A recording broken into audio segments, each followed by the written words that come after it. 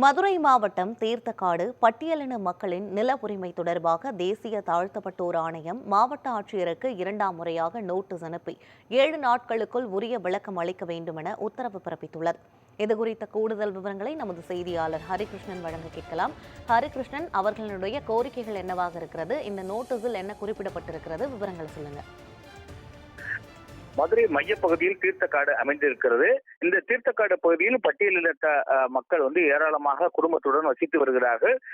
மதுரை தீர்த்தக்காடு பட்டியலின மக்களின் நில உரிமை மற்றும் அடிப்படை வசதிகள் தொடர்பாக தேசிய தாழ்த்தப்பட்டோர் மற்றும் பழங்குடியின ஆணையம் மதுரை மாவட்ட ஆட்சியருக்கு இரண்டாம் முறையாக விளக்கம் கேட்டு நோட்டீஸ் அனுப்பி இருக்கிறது.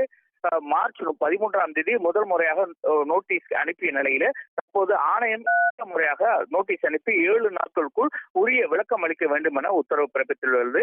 மதுரை தீர்த்தக்காட்டை சேர்ந்த முத்துப்பாண்டியன் என்பவர் தேசிய தாழ்த்தப்பட்டோர் மற்றும் பழங்குடியின ஆணையத்தில் மின்னஞ்சல் வாயிலாக ஒரு புகார் மனு ஒன்று அனுப்பினார். அதில் 300 மதுரை வண்டியூர் தீர்த்தக்காட்டில் 300க்கும் மேற்பட்ட குடும்பங்கள் சேர்ந்தவர்கள் 45 ஆண்டுகளுக்கு மேலாக வசித்து வருகிறார்கள். 1989 மற்றும் 1995 349 குடும்பங்களுக்கு அடையாளம் காணப்பட்டு நிலம் வழங்குவதற்காக பட்டியல் வழங்கப்பட்டது.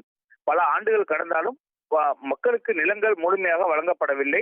நில உரிமை பெறுவதற்கான மக்கள் நீண்ட காலமாக காத்திருக்கிறார்கள். பெண்கள், குழந்தைகள் என பாதுகாப்பில்லாத நிலையில் வீடுகளில் வசித்து வருகிறார்கள். மின்சாரம், குடிநீர் உள்ளிட்ட அடிப்படை வசதிகளை செய்யாதது அடிப்படை மனித உரிமைக்கு எதிரானது. தீர்த்தக்காட்டில் வசிக்கும் மக்களின் நிலை குறித்து தேசிய தாழ்த்தப்பட்டோர் மற்றும் பழங்குடியின ஆணையம் நேரில் விசாரணை நடத்த வேண்டும். நீண்ட காலமாக போராடும் மக்களுக்கு ஆணையம் உரிய தீர்வை பெற்றுத்தர வேண்டும் என அந்த மனுவில் குறிப்பிடப்பட்டிருக்கிறது. இந்த மனுவை ஏற்றுக்கொண்ட தேசிய தாழ்த்தப்பட்டோர் மற்றும் பழங்குடியின ஆணையத்தின் இயக்குனர் ரவிவர்மன் உடனடியாக மார்ச் 13ஆம் தேதி விளக்கம் கேட்டு மாவட்ட ஆட்சியருக்கு ஒரு நோட்டீஸ் அனுப்பினார். ஆனால் இந்த நோட்டீஸில் பதில் அளிக்கப்பட்டதா அல்லது பதில் திருப்தி இல்லையா என்று தெரியவில்லை. ஆனால் மீண்டும் நேற்று நோட்டீஸ் ஆனது அனுப்பி இருக்கிறார்கள். அந்த காட்சிகளை தான் பார்த்துக் கொண்டிருக்கிறோம். இரண்டாம் முறையாக மாவட்ட ஆட்சியருக்கு இது குறித்து உரிய விளக்கம் அளிக்க வேண்டும் என்கிற ஒரு நோட்டீஸ் ஆனது அனுப்பி வைக்கப்பட்டிருக்கிறது.